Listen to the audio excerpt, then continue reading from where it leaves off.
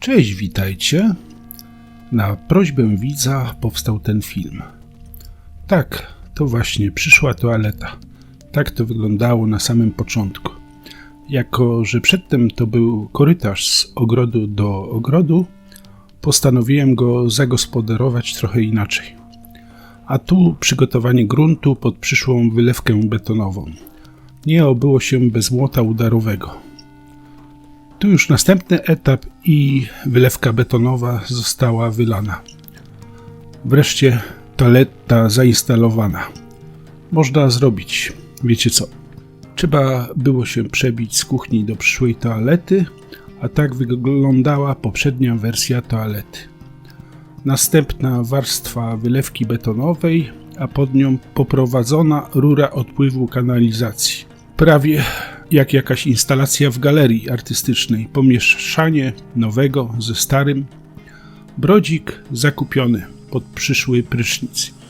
I tu zabawna anegdota. W momencie jak kupowałem brodzik na wymiar, super! Po czym potem okazało się, że ściana jest pod kątem kilku stopni i żeby pasowało, musiałem się wcinać w kamienny mur, żeby profile były zagłębione, a ściana miała pion.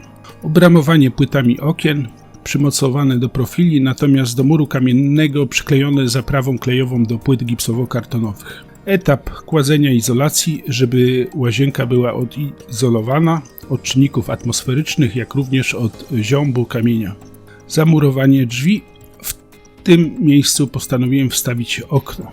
Okno wstawione postanowiłem je dopasować wizualnie do tego zainstalowanego poprzednio. Na szczęście udało się zakupić okno o odpowiednim wymiarze. Murowanie kamienia, żeby stylowo dopasować do elewacji z kamienia.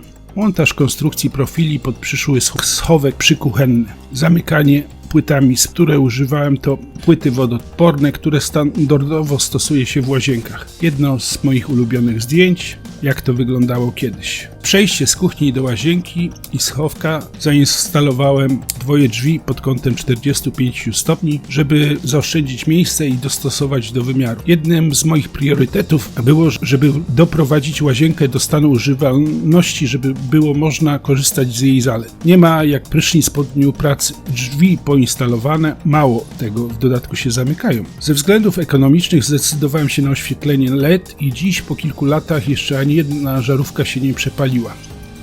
Szpachlowanie płyt przed malowaniem. Wszystko ładnie się zamyka, prywatność zapewniona w 100%.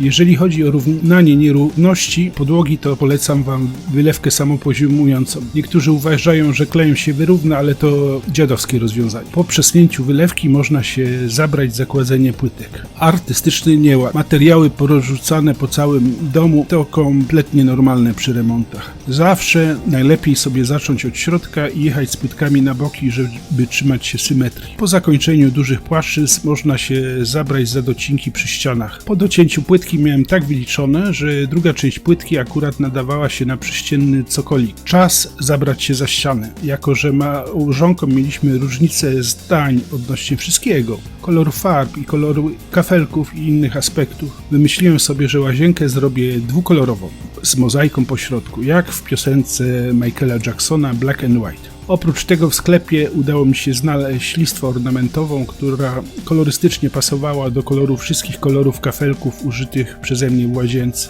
A tu już efekt mozaiki. Niestety obiektyw aparatu trochę zaparował. Efekt finalny podobał mi się tak bardzo, że postanowiłem nie instalować lustra w tym miejscu. Na parapety okienne wymyśliłem sobie parapety dębowe. Ładnie to wygląda, ale pomimo kilkukrotnego malowania drewno w łazience pracowało i jeden z parapetów się odkształcił. Prowizoryczna szafka na przybory toaletowe, parapet dębowy po zainstalowaniu. Pod szafę z lewozmywakami postanowiłem dorobić nogi z drewna sosnowego pomalowane w podobnym kolorze jak i okna. Bardzo tanio udało się załatwić drzwi lustrzane do brodzika, cena około 150 euro, gdzie podobne w Castoramie potrafiły kosztować po 500-600 euro. Efekt finalny w pełnej okazałości.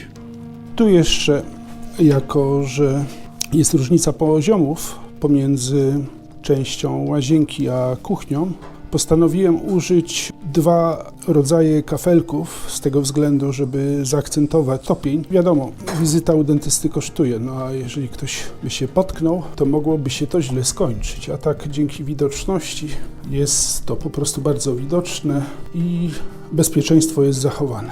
A tu właśnie następna rzecz, to jeden z parapetów pod wpływem wilgoci się odkształcił i wykrzywił troszkę delikatnie, no ale nie jest to aż tak kłopotliwe.